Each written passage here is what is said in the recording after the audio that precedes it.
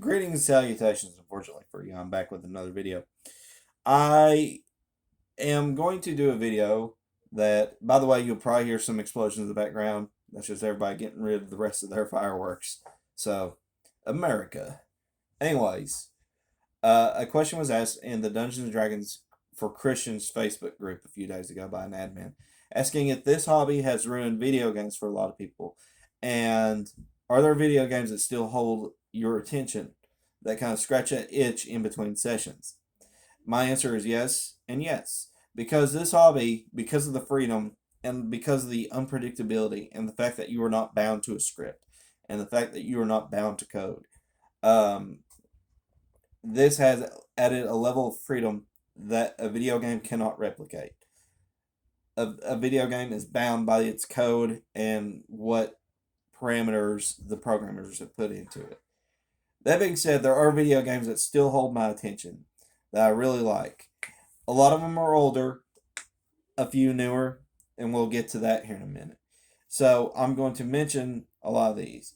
And keep in mind, I was born in 1989. I was born at the tail end of the NES life cycle, and I was born right the year before the Super Nintendo came out. So a lot of this has my personal bias. I didn't grow up with a PC or anything like that, and a lot of the games that I mentioned, although I did not play them growing up, I did play as an adult, and so I gained an appreciation for them. And keep in mind, I'm going to be broad brushing a lot of these series in broad strokes, so that if there's a particular game in question within the series that I prefer, I will mention it, although I will just kind of let people kind of choose how they want, because some of these genres have different approaches to how they play. And keep in mind, these are not strictly going to be role playing games specifically, although they are going to feature.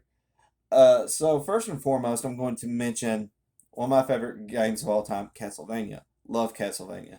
Grew up playing it. Very frustrating experience. Not as hard as Ninja Gaiden from my experience. Uh, which is another series I could mention today. I'm not going to, because I feel like if I did, I would be repeating some of the same points from some of the other games I'm going to be mentioning. But Castlevania, very simple game, side scrolling. You're going to kill Dracula. That's the premise of pretty much every game in the series. It's really all you need, and it's simple. The gameplay is fun. It's a frustrating experience, but it's one that keeps you wanting to play to try to overcome that. Normally, about the third or fourth level is when I really start to struggle. That's when the learning curve kind of swoops over you a little bit. Specifically when you're fighting Frankenstein. For whatever reason, I just have so much trouble with him. But anyways, so Castlevania on my list. The second series I'm going to mention is one that when I say that role playing games entering the public consciousness in the 70s and 80s, without that happening, the landscape of video games would look different, a lot different. This is one of those games that I feel like would either be missing or would look totally different than what it does today. And that is The Legend of Zelda. I love the Zelda series.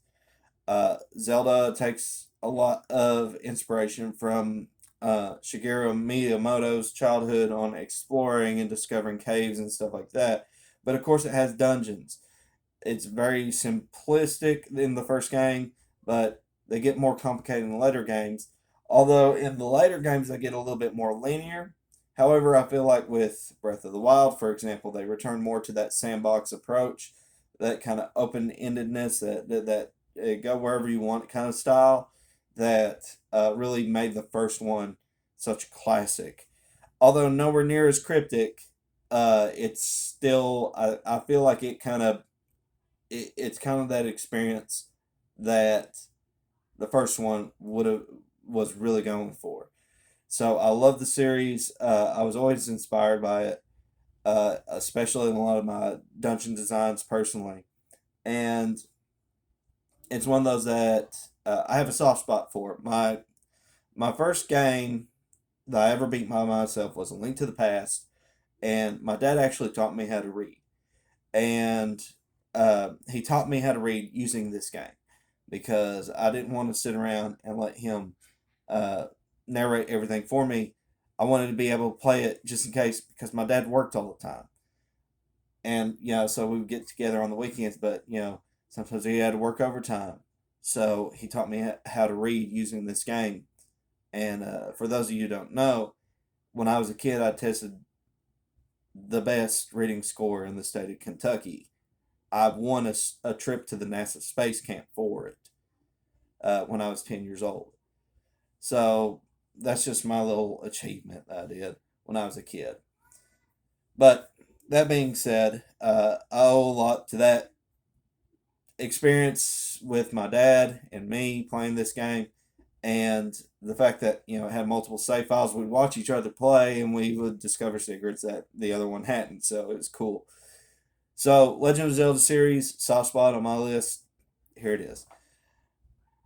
The next series I'm going to mention is one that took inspiration from the previous two to a T, in addition to other things, and that is Dark Souls.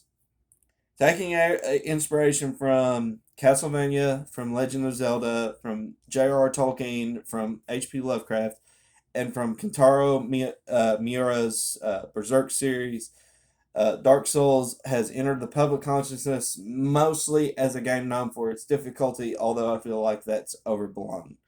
I feel like the learning curve, especially in the first game, is to such a degree that anybody could eventually learn it. It just takes a lot of trial and error, how games used to be. And the fact that this game does not have a game over, the only time you have a game over is when you give up. So, like, you can die over and over and over and over and over again. And even if you lost all those experience points, you can get them back by killing the enemies you did before. So, just a lot of people focus on the wrong thing when it comes to Dark Souls. It has a lot of cryptic storytelling. A lot of the story is told in the item descriptions you have to read on the menu. The story is not just presented to you on a silver platter. You just kind of have to piece things together, and even when you do, it's so cryptic and weird that you might not necessarily have the correct interpretation. For crying out loud, we thought that Solaire was the Gwen's firstborn that was scrubbed from the annals of history for years until Dark Souls 3 came out and presented us with the Nameless King. So, I mean, there you go. And it's one of those games that had such a community built around it, fandoms creating theories and what is canon, what is not, etc., etc., and whether or not Drain Lake in the second game was actually just Boletaria from Demon Souls. And indeed, if Yharnam was actually just a further on progression from Boletaria, just presented in Bloodborne's medieval Gothic style. So, there's Dark Souls.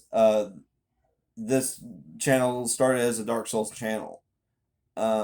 When the market became way too oversaturated and I just wasn't getting a lot of views and I just wasn't getting a lot of subscriptions and this, that, and everything else, like I went through an identity crisis with this channel.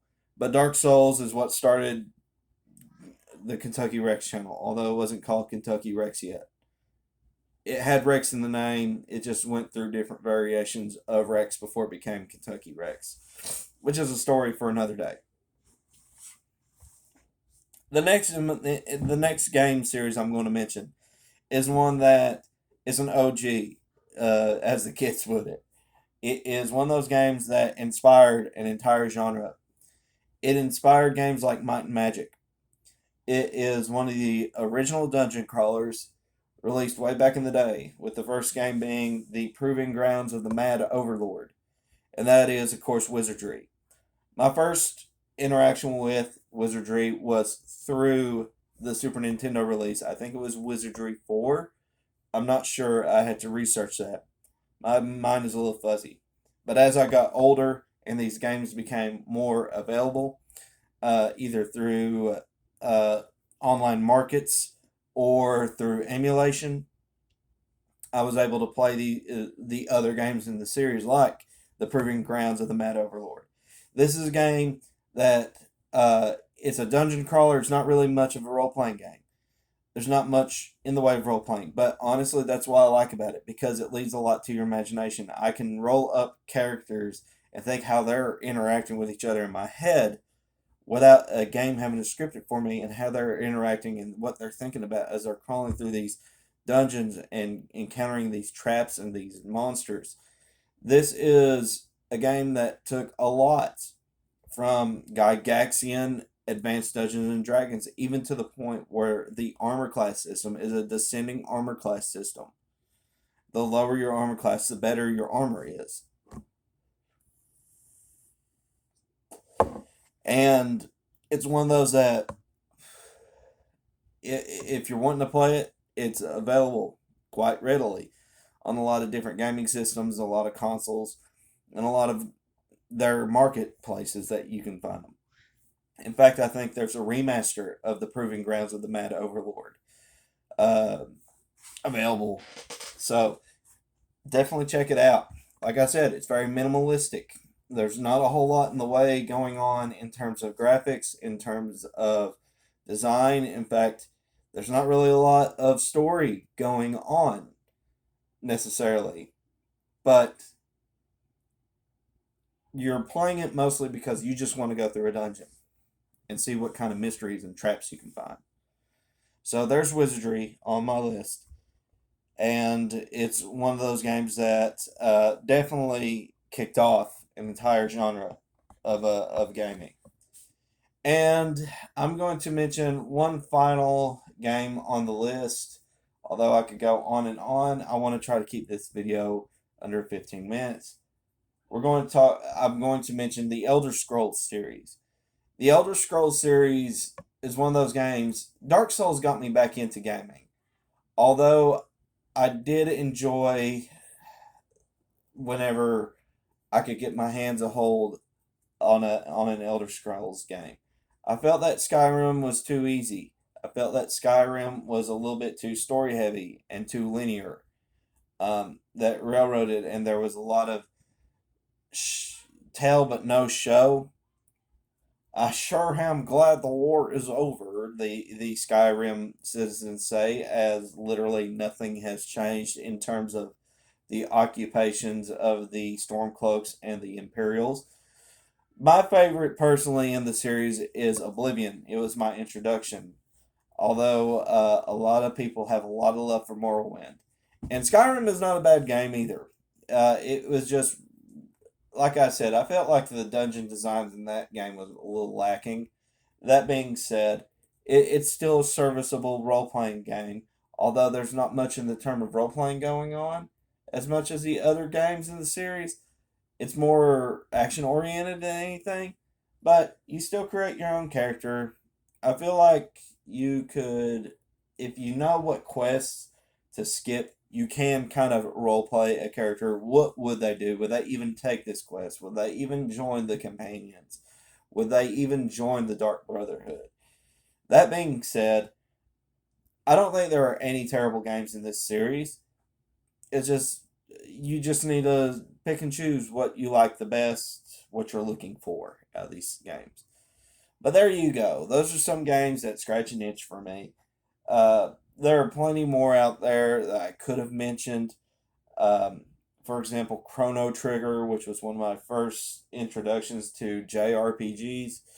I could have mentioned the Final Fantasy series. I could have mentioned Earthbound, anything. But I decided to leave them off this list because I felt like some of these games that I mentioned encapsulated my opinions about video games better, and what I was looking for and what scratched an itch better. But as always, guys, take care. God bless. I'll see you on the other side.